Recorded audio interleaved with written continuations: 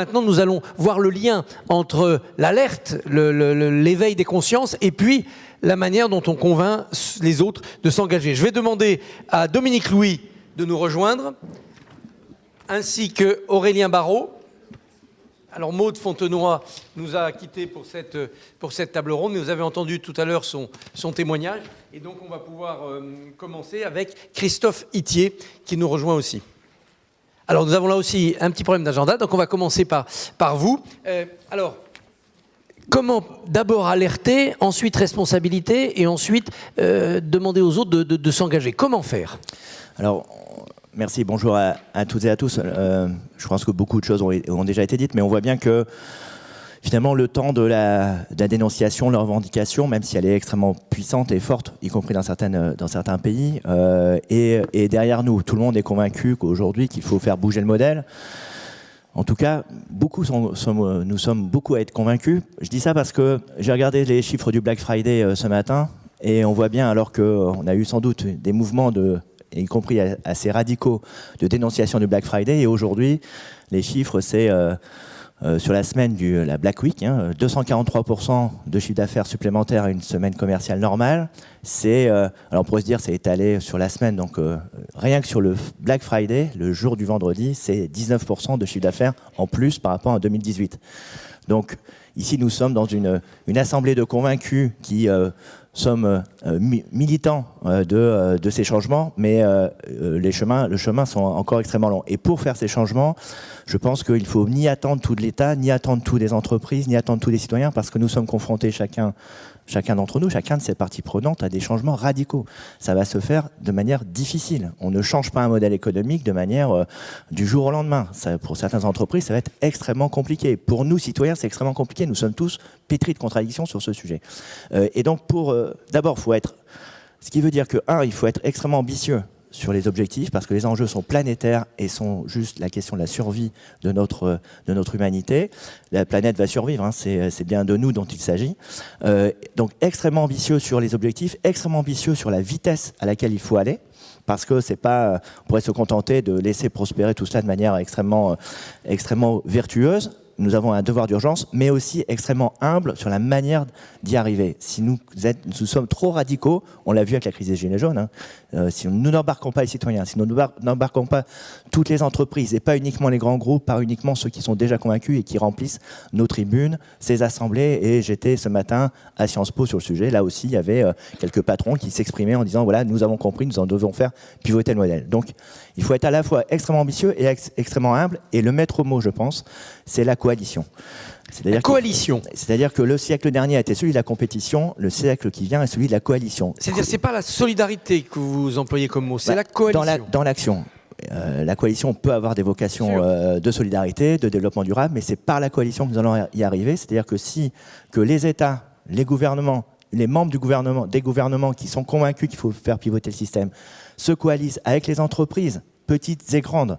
Et j'insiste sur petites parce que c'est dans les TPE, les PME que le changement sera durable, qui se coalisent avec les ONG, qui se coalisent avec les citoyens. C'est de cette sorte qu'on va y arriver. Et ça peut être conciliable avec votre impératif de rapidité, parce qu'on a l'impression que pour expliquer, comme le disait le président Cordero, et pour convaincre et obtenir la coalition, il faut une génération. En fait, il faut coaliser déjà les pionniers et les militants.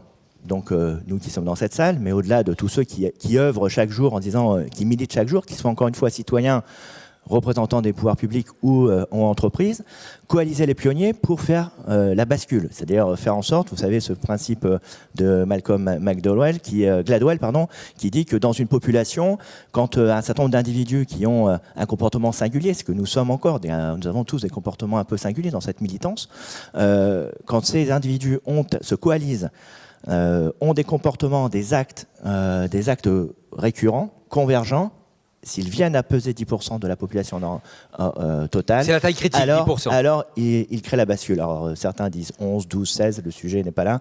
Le sujet, c'est qu'il faut absolument se coaliser entre les acteurs État, encore une fois, entreprises, finances et société civile pour pouvoir emporter la bascule. C'est ce que nous faisons, ce que la France fait également en matière de diplomatie économique. Les coalitions comme Business for Inclusive Growth, qui ressemble à une trentaine d'entreprises qui se disent sur le périmètre du G7, nous devons prendre notre part dans la résolution des inégalités sociales.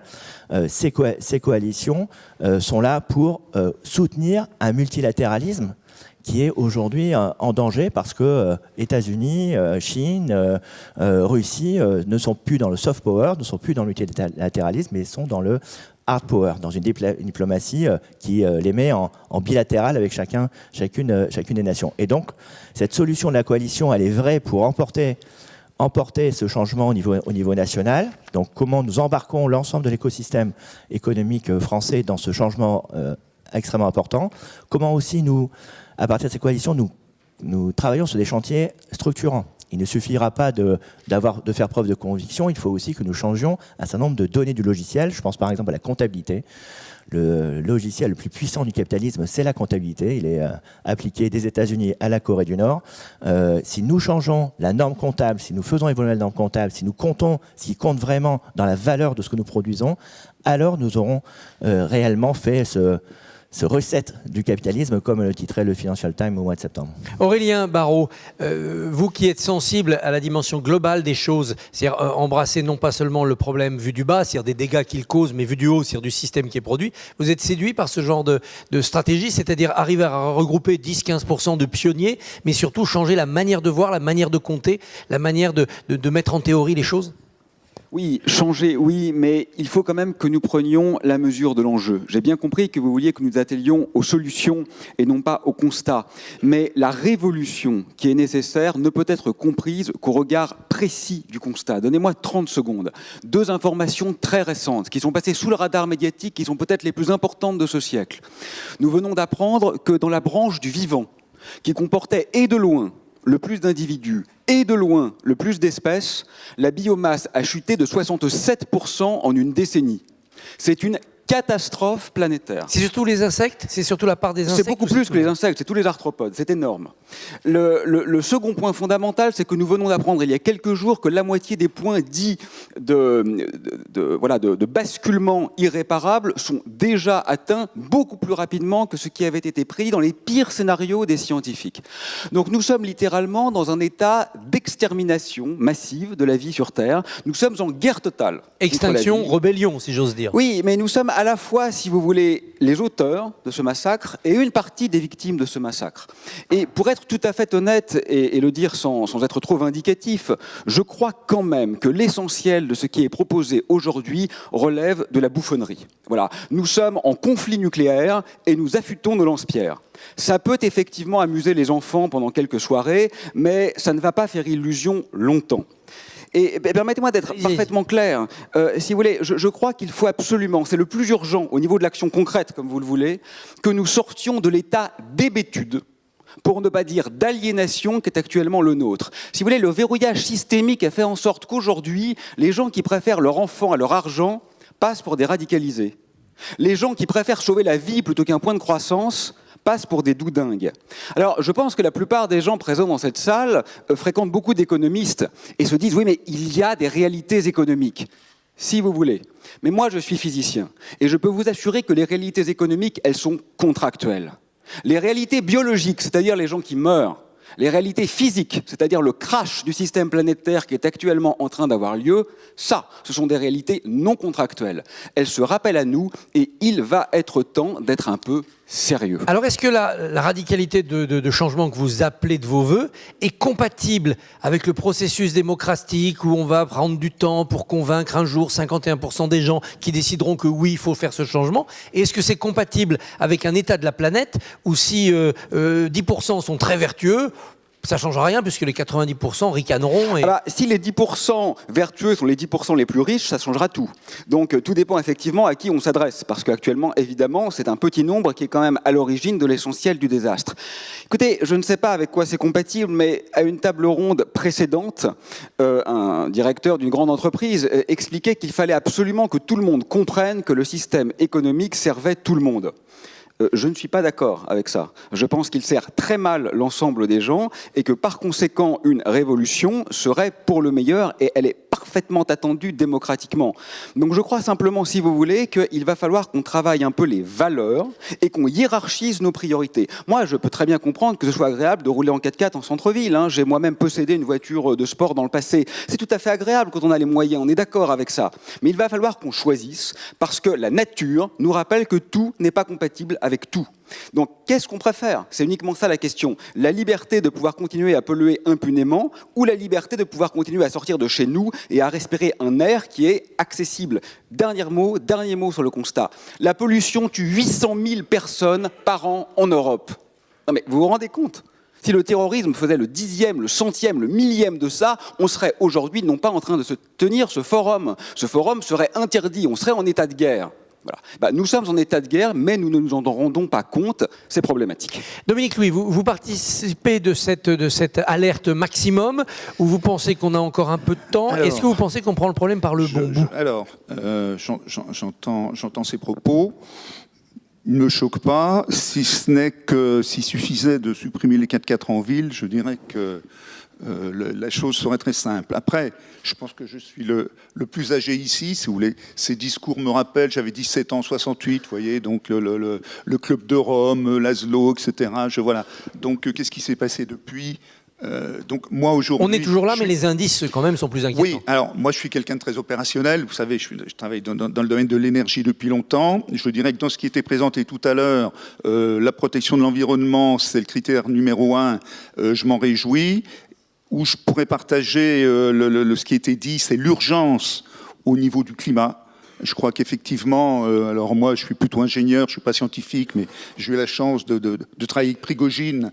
Donc la problématique du réchauffement de la planète, si vous voulez, c'est un sujet qui peut être dramatique. Ce n'est pas pour les 2, 3, 4 degrés de plus, parce qu'à la limite, bon, on se chauffera moins l'hiver. C'est le risque effectivement de créer des instabilités irréversibles. Enfin, si vous êtes physicien, vous connaissez ça beaucoup mieux que moi. Donc il y a urgence sur le climat, sur le réchauffement de la planète. Mais ceci étant, attention, c'est un sujet très complexe. Donc, c'est un sujet qui permet de générer des confusions. Et à un moment donné, ces confusions, elles peuvent être anxiogènes, voire culpabilisatrices. Parce que je suis moins d'accord sur l'alerte générale, on sonne le tocsin. Je pense qu'il y a des choses très concrètes à faire.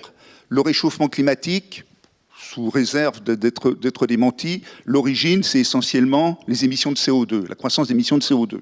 J'ai des courbes ici, comme par hasard, depuis 1850, où on suit la consommation d'énergie, l'évolution de la population de la planète, l'évolution de l'émission de CO2. On voit que ce sont 3 courbes qui se ressemblent. Donc, moi, je suis dans un métier où on série les problèmes, c'est quoi les urgences, etc. Si on considère que l'émission de CO2 est un danger, il faut d'abord s'attaquer à ça. Or, j'entends même gentiment, je disais M. Marchal tout à l'heure, lorsqu'il a parlé des éléments de satisfaction, par exemple, l'augmentation du déploiement des énergies renouvelables. Mais les énergies renouvelables n'ont jamais diminué les émissions de CO2. C'est la diminution de la consommation d'énergie fossile qui fait ça. Et c'est pas la même chose. Parce que vous pouvez très bien déployer énormément d'énergie renouvelable et continuer, comme ça se passe en ce moment, de démarrer une centrale thermique à charbon dans le monde. On ne sait pas si c'est toutes les semaines, 2 par semaine, en Chine, en Afrique, etc. Donc le vrai sujet, et alors le CO2, on a aussi des chiffres aussi qui sont incontestables. On sait que le premier sujet, c'est l'électricité. La production d'électricité. Donc le premier objectif, c'est de décarboner la production d'électricité.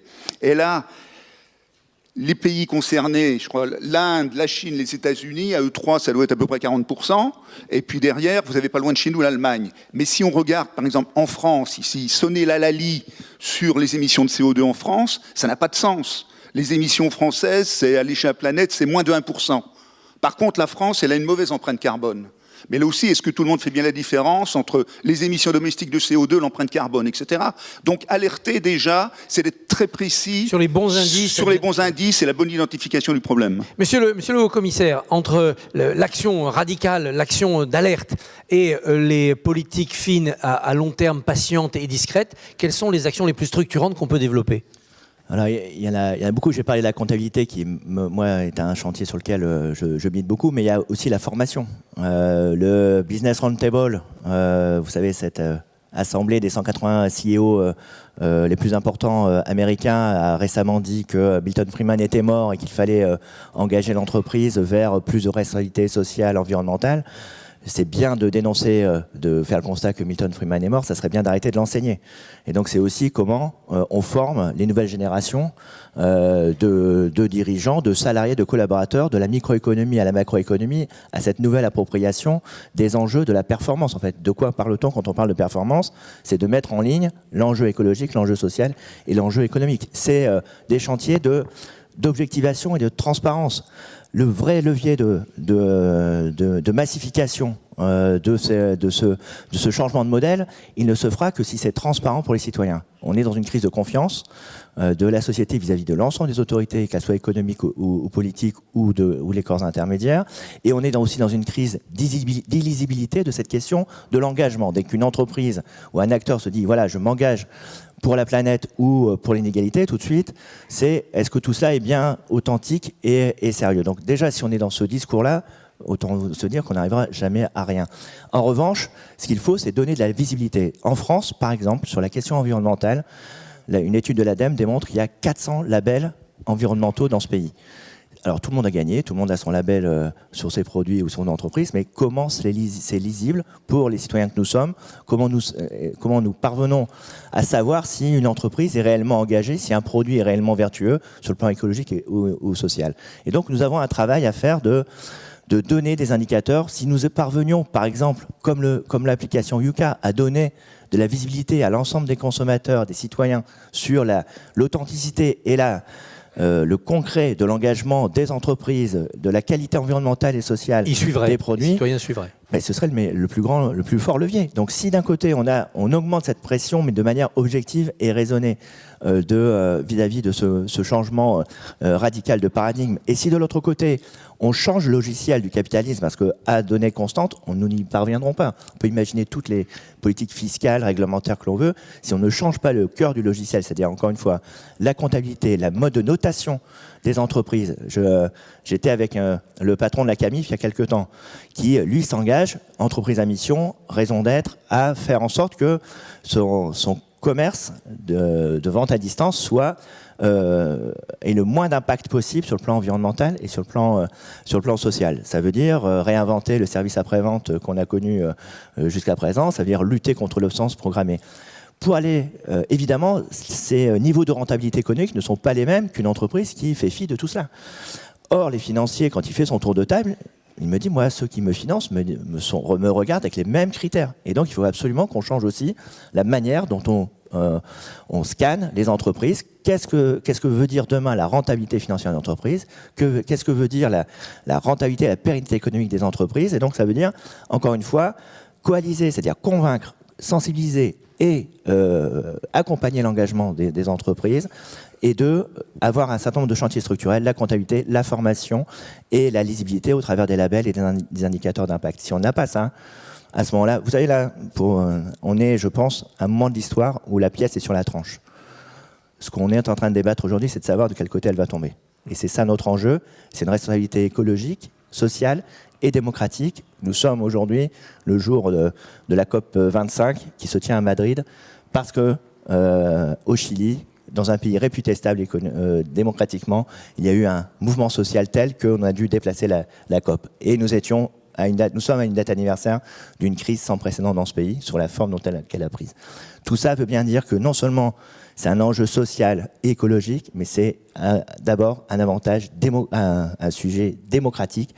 Quel monde on veut produire? Parce que demain, si nous ne répondons pas à hauteur des citoyens et à hauteur de la planète de ces enjeux, alors nous serons dans des crises politiques extrêmement graves dans ce pays, en Europe et dans le monde. Merci beaucoup. Je sais que vous devez nous quitter et filer vite. Aurélien Barraud, est-ce que vous pensez qu'on peut changer de modèle profondément, rapidement, radicalement, en évitant la décroissance, c'est-à-dire en continuant à préserver pour les humains de demain un développement économique et social et plus de confort? Ah non, mais la croissance, ça ne m'intéresse pas du tout. Ce qui est intéressant, c'est le progrès, c'est le bien vivre, c'est l'amour, c'est la créativité. La décroissance, je l'appelle de mes voeux, elle ne doit pas faire peur. Le PIB, on s'en fiche complètement. C'est pas ça qui est important dans nos vies. Non, ça, je m'inscris parfaitement en faux par rapport à ce dogme qui relève de la pensée magique qui voudrait que la croissance soit quelque chose d'indépassable, de fondamentalement bon pour nos vies. Aujourd'hui, la corrélation corrélation entre la croissance du PIB et la dévastation écologique est un fait scientifique acté. Donc il va falloir qu'on revoie nos logiciels. Et je m'inscris un peu en faux par rapport à mon voisin qui me disait, moi, bon, je suis un peu plus âgé que vous, et donc j'entends tout ça depuis 40 ans. La sagesse. Bah oui, mais précisément, en 40 ans, les populations d'animaux sauvages ont disparu de 60%. C'est une catastrophe. Ce n'est pas une peur de l'avenir, c'est un bilan du passé. Et quand vous dites qu'il faut être précis, c'est-à-dire effectivement ne pas tout mélanger parce que ce sont des questions complexes, je suis on ne peut plus d'accord, mais je ne comprends même pas pourquoi vous la rabattez sur le problème du carbone. Ce que je viens d'évoquer tout à l'heure n'a strictement rien à voir avec le réchauffement climatique. Ce n'est pas le réchauffement climatique qui, à ce stade, est responsable de l'extinction de la vie sur Terre. Pas du tout. Ce sont les pesticides, c'est la surpêche, c'est la disparition des espaces de vie. Donc manifestement, nous n'avons dans cette salle de personnes concernées pas encore même compris quel était l'enjeu du problème.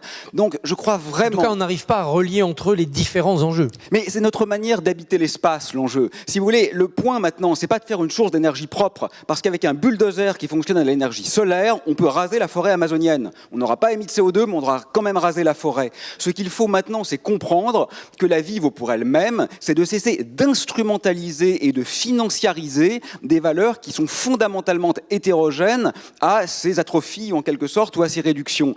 Et ce qui est extraordinaire, quand même, c'est que dans le passé, on aurait dû le faire pour éviter le colonialisme, pour éviter des affronts sociaux absolument extraordinaires.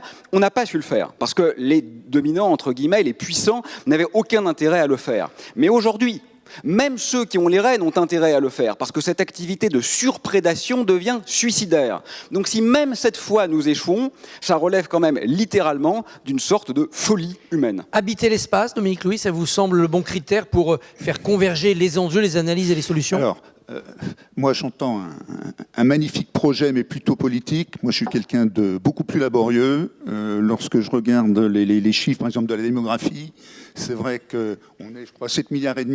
La bonne nouvelle, on va être 10 milliards. Ça veut dire quoi si on va être 10 milliards ? Ça veut dire qu'effectivement on vit plus longtemps, ça veut dire qu'il y a moins de mortalité infantile. C'est une bonne nouvelle. Et l'autre bonne nouvelle, c'est qu'on ne sera pas 20 milliards.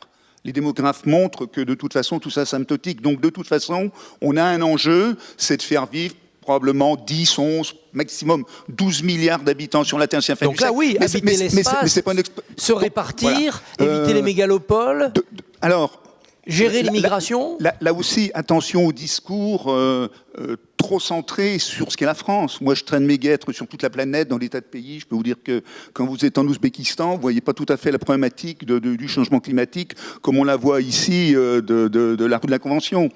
Et donc, je vais vous donner un exemple très concret, par exemple, la voiture électrique. La voiture électrique, c'est fantastique, mais d'un autre côté, quand vous dites, mais la voiture électrique, à l'échelle de la planète, s'il y a 70%, c'est de l'électricité carbonée, à quoi ça sert ? Et pourtant, en ville, dans les grandes agglomérations, indépendamment du réchauffement climatique, avoir des voitures électriques, c'est une façon d'améliorer la qualité. Donc, si vous voulez, tout ça est un plat de spaghettis, et si on remélange encore les spaghettis, je crains que ça permette effectivement des prises de parole avec de talents, d'orateurs, plein de talents, mais au bout du compte, c'est de dire, je sors de là, qu'est-ce que je fais ? Moi, je pense qu'il faut, au contraire, on a vu qu'il y a du potentiel d'engagement chez les jeunes, il faut proposer des plans d'action concrets, expliquer, c'est vrai que c'est complexe, les vérités ne sont pas blanches ou noires. On est en France, la problématique de la France aujourd'hui, c'est pas nos émissions de CO2, c'est peut-être la consommation, mais on en a d'autres, par exemple. On importe beaucoup trop, c'est vrai que notre empreinte carbone n'est pas bonne. Pourquoi ? Parce qu'on a les importations. Donc la taxe carbone est un vrai sujet pour la France, par exemple. Donc serrions les problèmes et attaquons-nous à des problèmes où on pense qu'à l'échelle d'une vie, on va les régler. Oui. Parce que, si vous voulez... L'addition des pragmatismes et aussi... Alors, peut-être que je suis un vieil aigri... Mais il y a toujours eu un dialogue entre... Il y a toujours eu un dialogue entre les petits pas et les changements globaux. Si ça se fait à l'échelle d'une vie, ça sera la dernière génération. Il faut aller plus vite. Alors nous avons eu la métaphore du plat spaghetti à midi moins 10, c'était quand même très bien. Mais nous sommes dans les spaghettis, nous sommes des spaghettis. Merci beaucoup à tous les deux.